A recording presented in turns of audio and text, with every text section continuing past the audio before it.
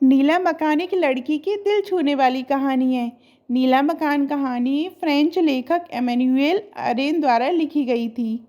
ये कहानी नहीं बल्कि मेरे चाचा की ज़िंदगी का एक ऐसा किस्सा था जो सदा उनके दिल के करीब रहा।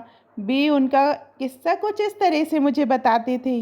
ये तो तुम सब लोग जानते हो कि पैसा कमाने के लिए मैं कहाँ कहाँ नहीं घूमा। फ्रांस में तो हर तरफ घूमता रहा। एक बार ऐसे ही सफ़र में मैं बिलेजीबा नाम के एक छोटे से स्टेशन पर गया जो दीजो ज़िले के पास था।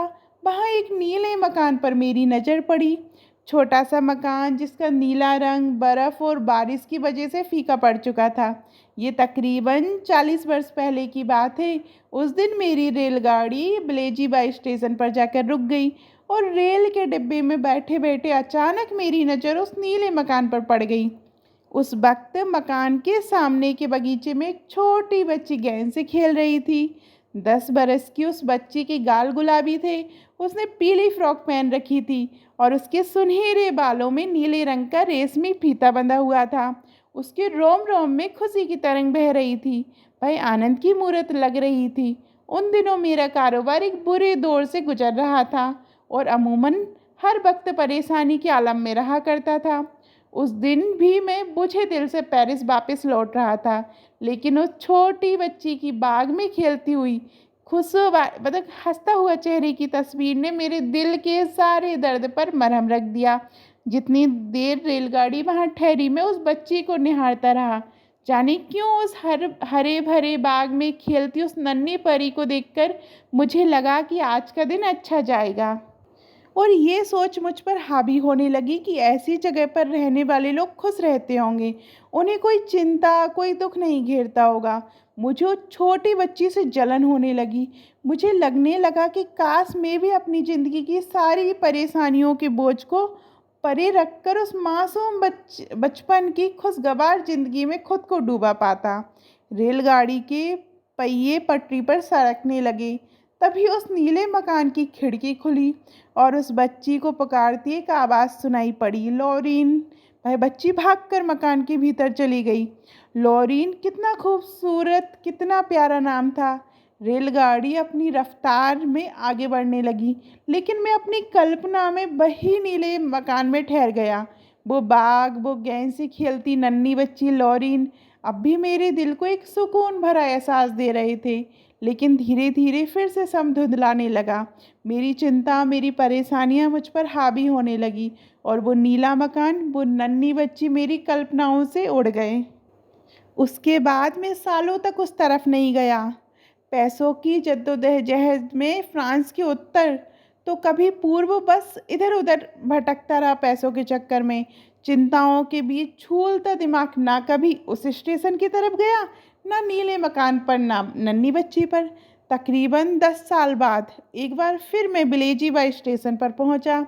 दरअसल मैं काम के सिलसिले में मौरसई के सफ़र पर निकला था। वहाँ से शाम की रेलगाड़ी में बैठकर सुबह सुबह मैं मार्सेई रेलवे स्टेशन पहुँचा और मेरी पुरानी यादें ताज़ा हो गई। वही नीला मकान मेरी आंखों के सामने था।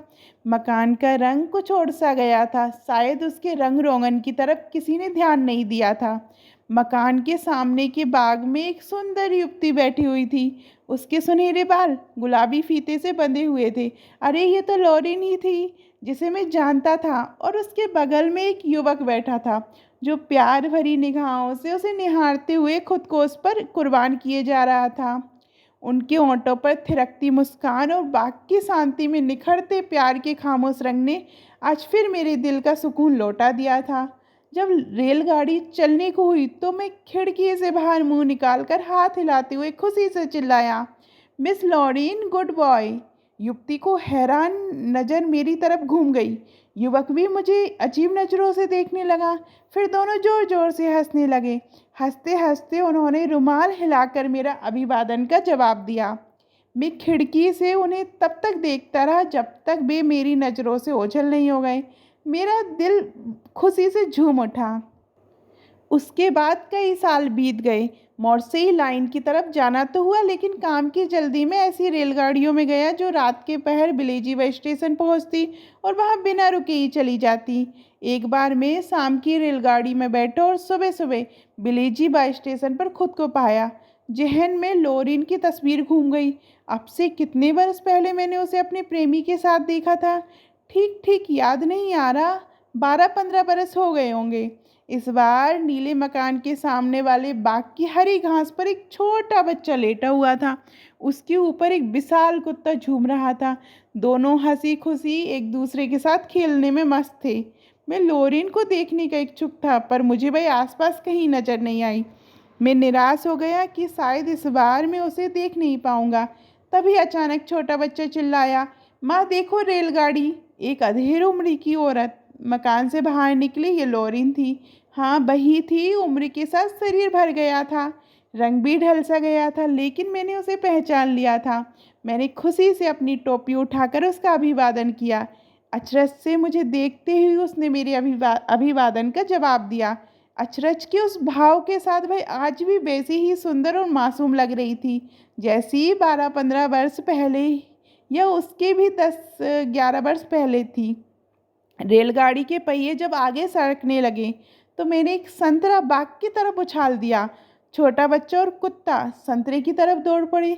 लोरिन मुस्कुरा उठी और एक इस सहज मुलाकात की याद मेरे जहन में बस गई।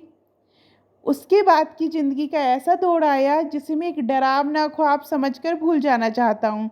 जानते हो तुम लोग कि कारोबार के सिलसिले में एक बार में तुर्क निकल गया था। लौटते समय वह समुद्री जहाज जिसमें मैं सफ़र कर रहा था भयानक समुद्री तूफान में फंसकर डूब गया। लकड़ी के एक तख्ते ने किसी प्रकार मुझे मौत के मुंह से वापस खींच लिया, लेकिन उस वक्त जब मैं जिंदगी और मौत के बीच झूल रहा था, तब मुझे बिलेजीवा स्टेशन के किनारे उस नीले मकान और लोरिन का ख्याल आया।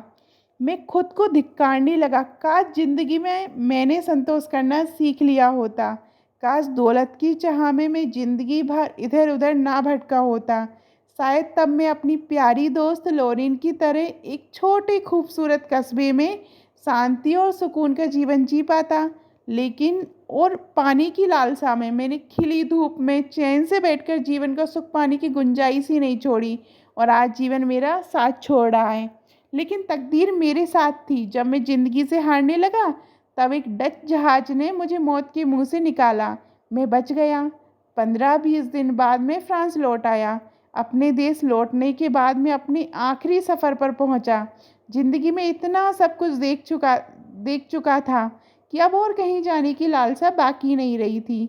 मैं मार्सेई से पेरिस जाने वाली रेलगाड़ी पर सवार हुआ और सुबह सुबह बिलेजीवा स्टेशन पर पहुंचा।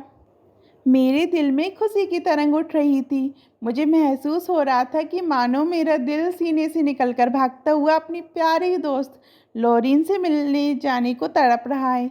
रेलगाड़ी कुछ देर वहाँ रुकती और चल देती। बस यही मौका था मेरे पास अपनी दोस्त से मिलने का, जिसे मैं गंवाना नहीं चाहता था। अपने डब्बे की खिड़की से मैंने देखा, स्टेशन से किनारे नीला मकान वैसे का वैसा खड़ा है, उजली धूप में चमकता हुआ। सहसा मेरी जिंदगी के उतार चढ़ाव ज्वार भाटे की तरह मेरे जेहन में चढ़ने उतरने लगा। कैसे मैं मौत को मात देकर आज यहाँ जिंदा मौजूद हूँ, टूटा हारा हुआ, शांति सुकून की हल्की सी धूप की तलाश में। वही मेरी लोरिन आज भी इस नीले मकान में एक खूबसूरत ज़िंदगी जी रही है, इस बात से अनजान कि उसका अजनबी दोस्त ज़िंदगी और मौत के बीच झूल कर आया है।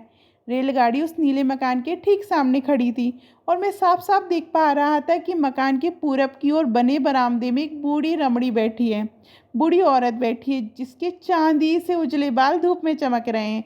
उसके चारों ओर छोटे बच्चे शोर मचाते हुए खेल रहे हैं। ये लोरिन थी, मेरी दोस्त। कोई पहचाने या ना पहचाने, मैं उसे अच्छी तरह पहचानता हूँ, कैसे भूल सकता हूँ। मैं उसके मासूम बचपन, अरहर यौवन की तस्वीर, फिर पत्नी और माता के रूप, और आज दादी का ये अवतार, अलग अलग रूपों में शांति और संतोष की मूर्त है लोरिन। इस बार मेरा दिल उसे देखकर उससे मिलने की चाह में कुलबुलाने लगा। ये इस तरफ मेरा आखिरी सफ़र है। आगे की तमाम ज़िंदगी में इस रास्ते में कभी नहीं आऊँगा। फिर मैं अपनी 40 साल पुरानी दोस्त को कभी नहीं देख पाऊंगा। मेरा दिल अपनी दोस्त से अंतिम विदाई लेना चाहता था। भगवान ने मेरी सुन भी ली और रेलगाड़ी का इंजन भी बिगड़ गया। मरम्मत में तकरीबन 1 घंटा लगने वाला था। मैंने ईश्वर का धन्यवाद किया और मौके का फ़ायदा उठाकर लॉरीन से मिलने की इच्छा पूरी करने चल पड़ा। अब इस उम्र में संकोच भी कैसा। उस नीले मकान की ओर बढ़ते समय मेरे पैर थर थर काँप रहे थे। घबराहट में मेरी धड़कन बढ़ी हुई थी। मैं कायर नहीं हूँ। मैंने खुद को समझाया मैं समुद्र की जमा देने वाली सर्दी में लाइफ बेल्ट के सहारे 2 दिन मौत से जूझा हूँ और जिंदा वापस लौटा हूँ। इसलिए मैं कुछ भी हो सकता हूँ, पर कायर तो नहीं।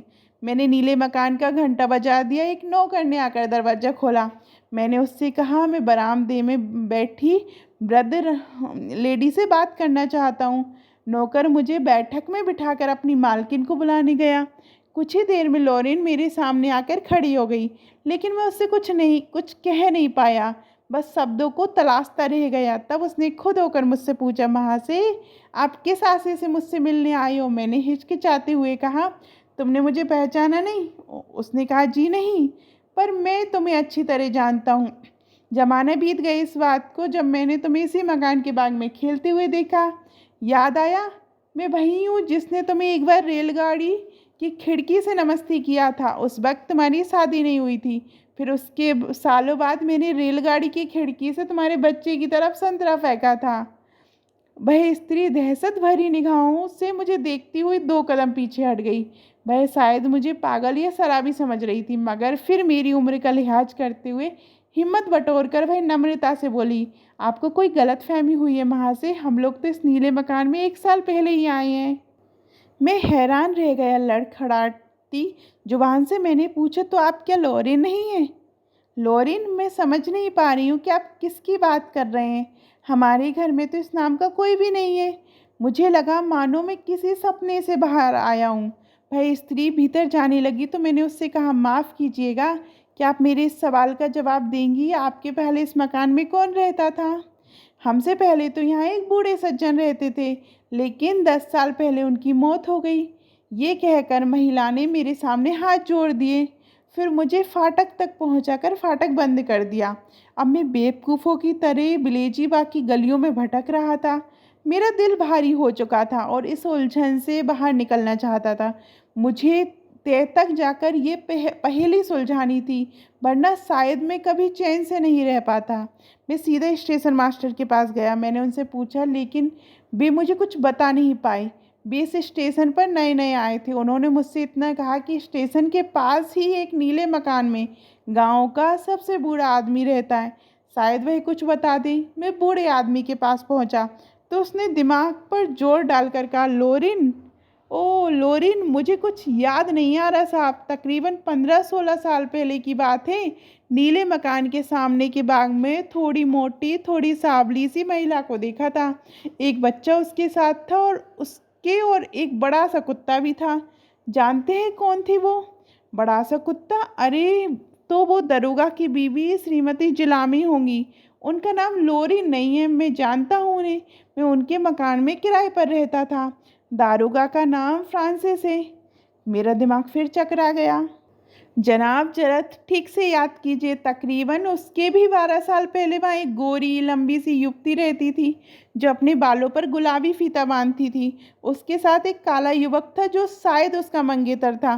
क्या वे लोग इस नीले मकान में नहीं रहते थे? बूढ़ा काफ़ी देर तक सोचता रहा। आखिर में थक हार कर उसने अपनी बूढ़ी पत्नी को बुलाया।